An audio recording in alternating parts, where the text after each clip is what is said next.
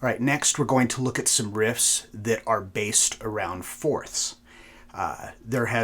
There is some confusion that a lot of times people have.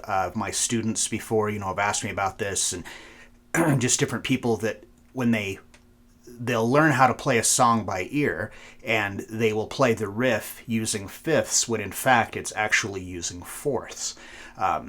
If you take a fifth and you take the two notes of a fifth, so the root note is the lower note and the fifth is the higher note, and you take those two notes and you flip it upside down, so now that the root is the higher note and the note that was the fifth is the lower note, that interval is now actually a fourth, and they sound very similar, but there is a slight difference between the two. So let's get close up and take a look at these. All right, so next we're going to look at I Don't Know by Ozzy Osbourne. This is a track that featured the late, great Randy Rhoads. This is a real easy one to play, but it's really cool. I really dig this riff. Really aggressive sounding. And this one is primarily using fourths. So, start off, you're going to be pedaling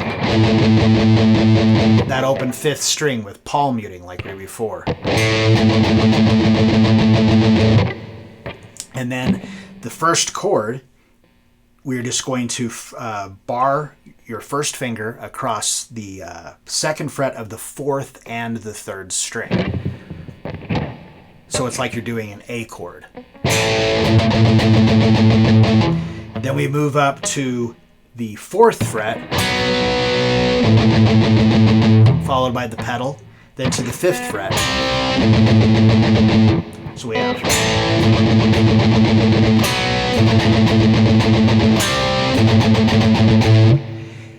Then a slide, and we're going to hit a G5. Now, this G5 is the same principle of what we talked about before, where we're just playing the 1 and the 5, the fifth, but we're not just playing it on two strings. So this chord simply, if you just take the G chord that you probably already know how to play,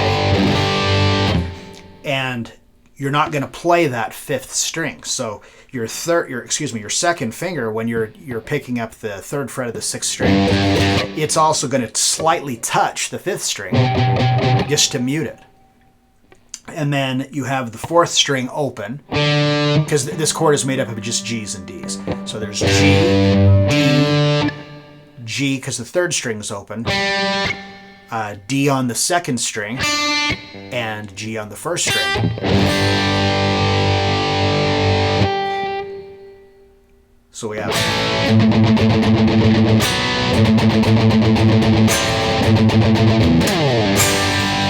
And then we go to a D5.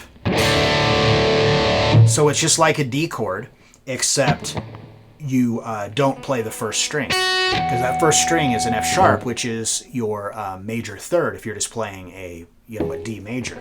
But if you're just playing the you can play the fifth string open, the fourth string open, the second fret of the third string, an A, and then the third fret of the second string, which is a D. So you've got A, D, A, D.